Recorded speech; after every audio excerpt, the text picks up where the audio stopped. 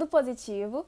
Eu sou a Ana Karen e no Que é Prático de hoje nós iremos falar sobre dois tópicos muito interessantes e que nos proporcionam um experimento super curioso e, de certa forma, bem cotidiano também.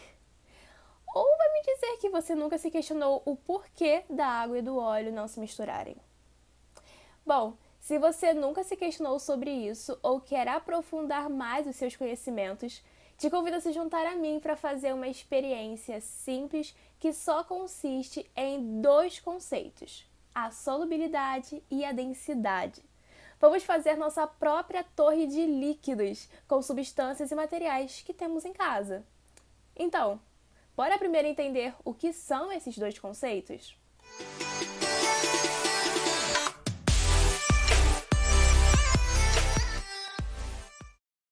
A solubilidade é uma propriedade a qual informa a capacidade de um soluto, substância ou matéria de se dissolver em um determinado solvente que é líquido. Essa dispersão do soluto no solvente é chamada de dissolução química, processo qual dará origem a uma solução, que é uma mistura homogênea.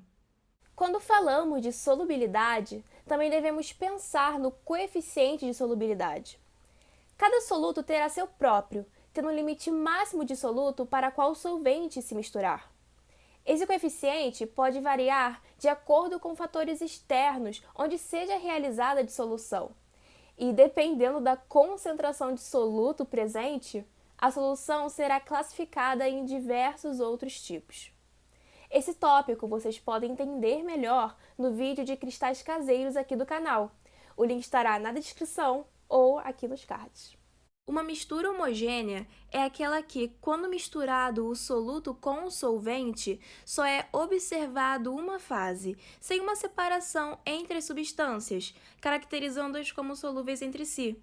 Diferentemente da mistura heterogênea, que, quando misturado soluto e solvente, é observado duas ou mais fases, caracterizando as substâncias utilizadas de insolúveis entre si.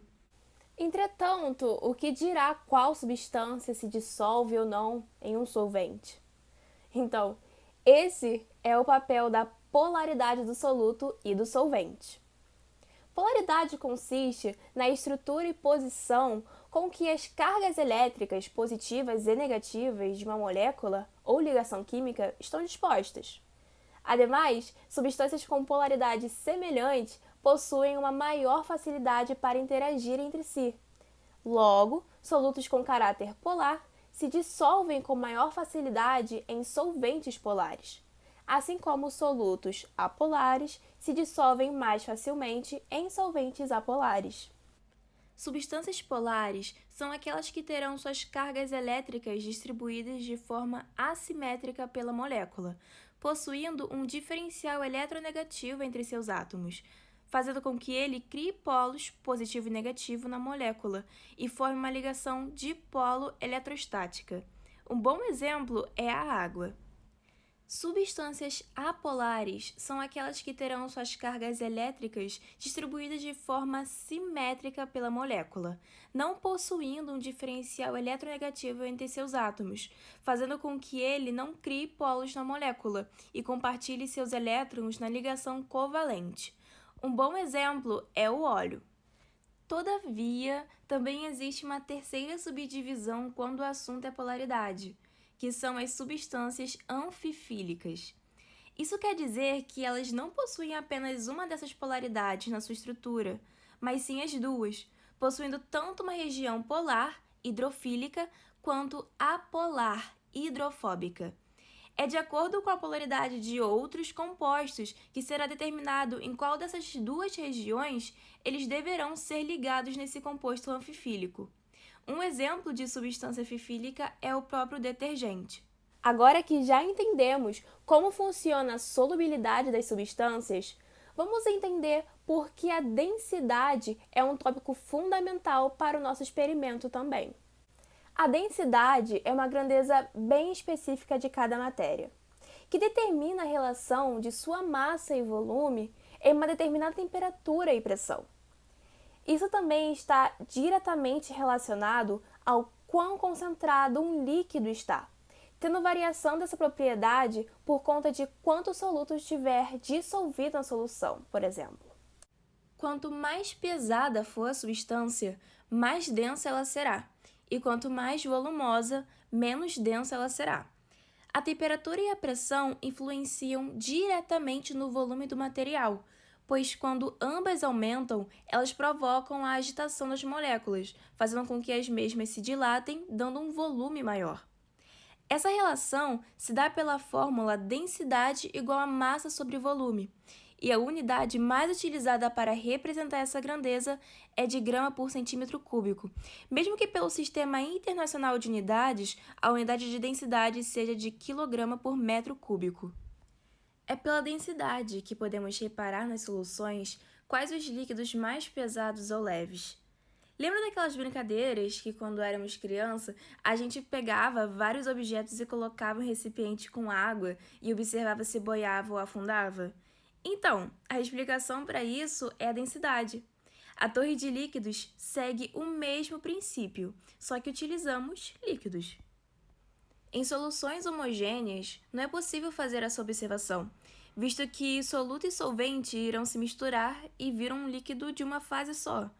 Diferente das soluções heterogêneas, que, por não se misturarem, apresentam mais de uma fase visível, mostrando claramente a grandeza da densidade, pois será uma substância separada da outra, uma abaixo da outra.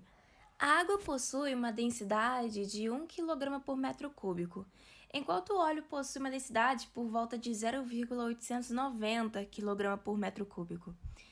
Já que a água e o óleo não se misturam, pois são polar e apolar respectivamente, quando misturados, formam-se duas fases separadas em que o óleo emerge na água. E é por causa da densidade, da solubilidade, que a água e o óleo não se misturam. E por que o óleo fica acima da água? Essas duas propriedades estão relacionadas a todos os líquidos, sendo então hoje o nosso desafio de mostrar na prática a nossa torre de líquidos cheia de cores e de pura química. Então, vamos para o experimento logo. Antes de iniciarmos o nosso experimento, precisamos saber quais são os nossos ingredientes e suas densidades e polaridades. Isso para que consigamos ordená-los de forma que nenhum acabe se dissolvendo com o outro e que mantenhamos todas as 6 fases bem visíveis. Os nossos ingredientes serão o álcool 90, óleo, água, detergente, leite e mel. E vocês podem observar a densidade e a polaridade nessa tabela. E para vocês entenderem também o porquê que nenhum vai se misturar e porquê que a nossa torre de líquidos vai ficar bem separadinha. Para começar, eu peguei uma pequena taça para servir de recipiente para nossa torre de líquidos. Também separei todos os ingredientes e peguei corantes para poder colorir a nossa água, o nosso leite, o nosso detergente, o álcool, para realmente ficar uma torre de líquidos bem colorida. Com a régua, eu fiz pequenas marcações na taça para eu saber até onde cada ingrediente tem que ir no copo. Bom, como vimos na tabela, o nosso primeiro e mais denso ingrediente será o mel. Vocês podem dispersá-lo na taça com cuidado sem sujar a parede, até o limite.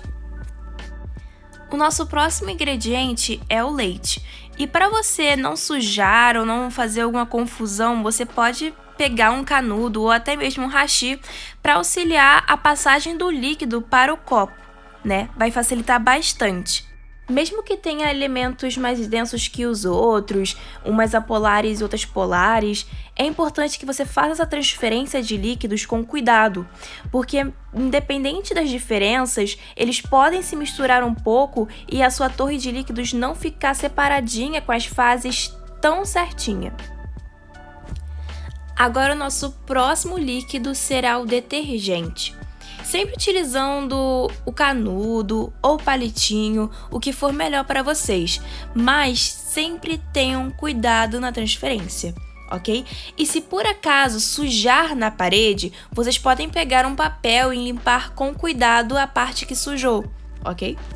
E nesse momento, gente, é crucial o cuidado na transferência do detergente, Porque o detergente é um composto anfifílico, então ele tem sim uma região que tem afinidade com o leite. Então qualquer coisa que você faça pode sim misturar o detergente com o leite.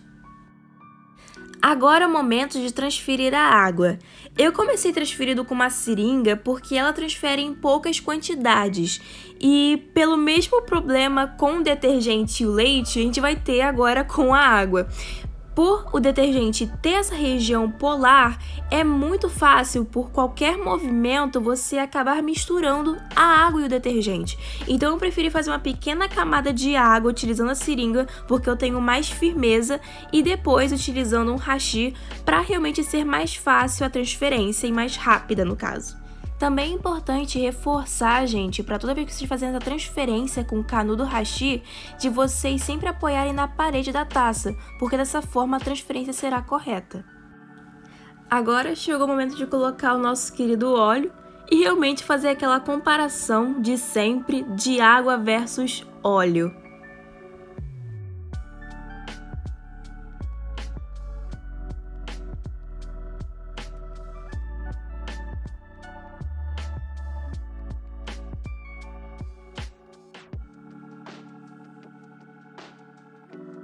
E agora, para finalizar nossa torre de líquidos, vamos transferir o nosso último e menos denso ingrediente, que é o álcool 90. Agora é só transferir com cuidado que nossa torre de líquidos vai estar totalmente feita e bem separadinha.